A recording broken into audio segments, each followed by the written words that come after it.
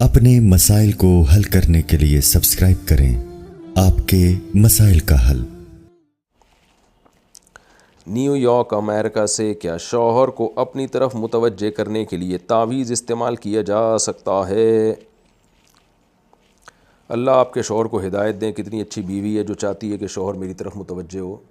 دیکھیں، تعویذ میں اگر مضمون خلاف شریعت نہیں ہے، اللہ سے مدد مانگی گئی ہے تو استعمال جائز تو ہے، لیکن ان چیزوں کو شریعت نے پسند نہیں کیا ہے۔ اور جو لوگ تعویذ گنڈوں میں پڑھتے ہیں نا، وہ پڑے ہی رہتے ہیں، تو یہ کام آپ نہ کریں، میرا مشورہ ہے۔ ایک دفعہ اس کام میں پڑ گئے تو پھر گئے ہمیشہ کے لیے، پھر فلانے کے لیے تعویذ، پھر فلیتا، پھر پلیتا، پھر فلانا، پھر ڈمکانا۔ تو ان چیزوں کو چھوڑ کر آپ اللہ سے دعا مانگنے کی طرف توجہ دیں۔ اور آپ نے اگر کوئی وظیفہ پڑھنا ہے تو سب سے بہتر وظیفہ ہے سورہ فرقان کی جو آخری آیات سے جو پہلے کی آیات ہیں، ربنا ہب لنا من ازواجنا وذریاتنا قرۃ اعین وجعلنا للمتقین اماما۔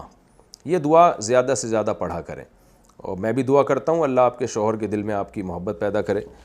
تو شوہر کو چاہیے، اتنی اچھی بیوی اللہ نے دی ہے جو چاہ رہی ہے کہ میرا میاں مجھ سے محبت کرے، تو اس کو چاہیے کہ شوہر قدر کرے۔ ایسے میاں جب ان کی بیویاں ان سے نفرت شروع کر دیتی ہیں نا، پھر وہ روتے پھرتے ہیں۔ تو یہ بڑی ایک بات ہے کہ انسان کو جب نعمت ملتی ہے تو قدر نہیں کرتا، جب نعمت چھنتی ہے تو پھر روتا ہے۔ تو دعا مانگیں بس اپنے ہسبینڈ کے لیے، اور ایسے کام بھی کریں جن سے ان کی توجہ آپ کی طرف ہو۔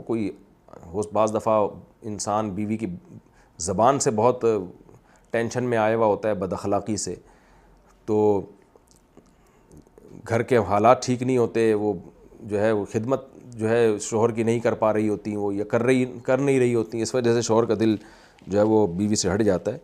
تو اسباب بھی اختیار کریں اور دعا بھی کریں۔ تعویذ لٹکانا کیوں جائز ہے؟ ہمارے احناف کے علماء تعویذ لٹکانے کو کیوں جائز کہتے ہیں؟ کیا یہ کسی حدیث سے ثابت ہے؟ جبکہ دوسری طرف اہل حدیث علماء اس کو شرک کہتے ہیں، جو سب سے بڑا گناہ ہے۔ اور اس کی مضبوط دلیل بھی ہے کہ حدیث میں آتا ہے کہ جس نے تعویذ لٹکایا اس نے شرک کیا۔ شمس الرحمن بنو سے، جناب شمس الرحمن صاحب، اگر اہل حدیث علماء کہتے ہیں کہ تعویذ لٹکانا شرک ہے، تو جس حدیث سے وہ دلیل پکڑ رہے ہیں نا، اسی حدیث میں رقیہ کو بھی شرک کہا گیا ہے، یعنی دم کرنا۔ حالانکہ رقیہ کو اہل حدیث علماء بھی مانتے ہیں کہ شرک نہیں ہے۔ تو پتہ یہ چلا کہ جس حدیث میں تعویذ لٹکانے کو شرک قرار دیا ہے، اس سے تعویذ سے شرکیہ تعویذ مراد ہے۔ وہ تعویذ جس میں قرآنی آیات ہوں یا دعائیں ہوں، وہ تعویذ حدیث میں داخل نہیں ہے، کیونکہ رقیہ بھی جیسے شرکیہ بھی ہوتا ہے اور جائز رقیہ کہتے ہیں دم کرنا، تو رقیہ بھی جائز بھی ہوتا ہے، شرکیہ رقیہ بھی ہوتا ہے۔ تو اسی طرح تعویذ بھی جائز بھی ہوتا ہے، شرکیہ بھی ہوتا ہے۔ تو اہل حدیث علماء جس حدیث سے استدلال کر کے ہر قسم کے تعویذ کو شرک کہہ رہے ہیں نا، اسی حدیث سے پھر تو ہر قسم کا دم درود بھی شرک ہو جائے گا، حالانکہ ایسا نہیں ہے۔ تو جیسے رقیہ کی دو قسمیں ہیں، اسی طرح تعویذ کی بھی دو قسمیں ہیں۔ اور ویسے بھی کامن سینس کی بات ہے کہ اگر ایک آدمی کسی پرچی پہ یا اللہ مدد لکھتا ہے، صرف یا اللہ مدد کہتا ہے، صرف اللہ سے مدد مانگی جائے گی، یا اللہ مدد، اور وہ کسی کے گلے میں لٹکا دیتا ہے، تو یہ شرک کہاں سے ہو گیا؟ یہ تو عین توحید ہے کہ وہ صرف اللہ سے مدد نہ صرف زبان سے مانگ رہا ہے، بلکہ ریٹن میں لکھ کے اس پہ مہر ثبت کر رہا ہے۔ تو یہ کامن سینس کے بھی خلاف ہے کہ ہر قسم کی تعویذ کو شرک قرار دیا جائے۔ باقی تعویذ کے جواز کے دلائل کیا ہیں، اس پر میں مستقل کلپ ریکارڈ کروا چکا ہوں، میں اس کو ابھی ریپیٹ نہیں کروں گا۔ پھر بھی ایک بات ضرور ہے کہ یہ عمل پسندیدہ نہیں ہے، بہرحال یہ ذہن میں رکھیں۔ اللہ سے مدد مانگیں زبان سے، پرچی لکھ کے لٹکانے کی کیا ضرورت ہے، بس زبان سے مدد مانگیں، اس کی زیادہ فضیلت ہے، دعا کی فضیلت ہے۔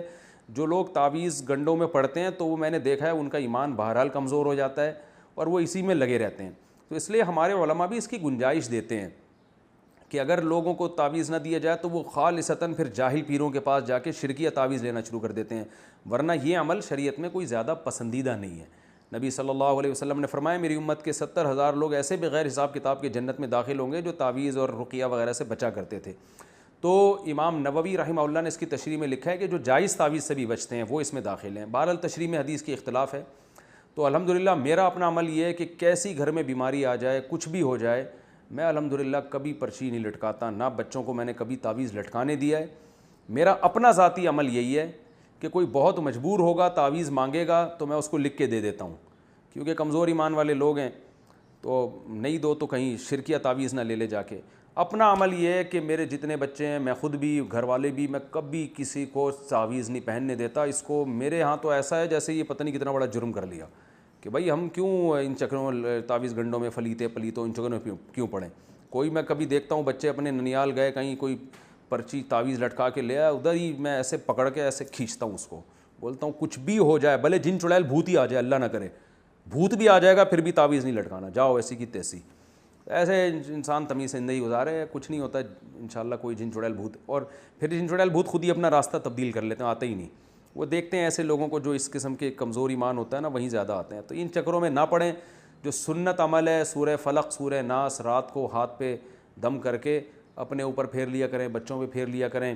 مشہور دعا ہے اعوذ بکلمات اللہ التامہ من کل شیطان وہامہ ومن کل عین لامہ. یہ دعائیں پڑھا کریں. بسم اللہ الذی لا یضر مع اسمہ شیء فی الارض ولا فی السماء وہو السمیع العلیم. خاندانی دعائیں بس یہ پڑھا کریں، کافی اتنا. اللہ تعالیٰ عمل کی توفیق عطا فرمائے. تعویذ کر کے شادی کرنا کیسا ہے؟ میرے ایک دوست ہے جو تعویذ کر کے لڑکی سے شادی کرنا چاہتا ہے. اس طرح تعویذ کر کے شادی کرنا ٹھیک ہے یا نہیں؟ صہیب کریم کراچی سے. بالکل بھی ٹھیک نہیں ہے، غلط ہے، ناجائز ہے. لڑکی کو کہ ابا کو پیغام بھیجیں تمیز سے، محبت سے، اور ابا راضی ہو جائیں. لڑکی راضی نہ ہو تو اپنی سسٹر کو یا اپنی کسی خاتون کو بھیجیں، لڑکی کو بھی سمجھائے، کوشش کریں اس کو سمجھانے کی. راضی ہو جائے تو ٹھیک ہے، نہیں ہو جائے تو وہاں پیچھے چھوڑ دیں، کہیں اور ٹرائی کریں. ام للانسان ما تمنا. قرآن کہتا ہے انسان کو ہر وہ چیز نہیں ملتی جس کی وہ تمنا کرتا ہے. اس لیے اجملوا فی الطلب، کسی بھی چیز کو طلب کرنے میں اعتدال سے کام لو، حدود سے تجاوز مت کرو. پاگل دیوانے جو ہو جاتے ہیں نا، مجھے بس چاہیے، یہ چاہیے، اتنے باولے ہونے یعنی پاگل ہونے کی ضرورت نہیں ہے. تمیز سے کوشش کر لو. میں نہیں کہہ رہا آپ ٹرائی نہ کریں، تو تمیز سے. اگر اس کے لڑکی مان جاتی، ابا نہیں مان رہے تو اپنے ابا کو بھیجیں. اپنے ابا نہیں جا رہے تو کسی اور کے ابا کو بھیج دیں. آج کل ابا ادھار بھی مل جاتے ہیں، یعنی کسی اور کے ابا، ان کو بھی آپ بھیج دیں. کسی بھی طرح سے اس کو سمجھانے کی کوشش کریں آپ.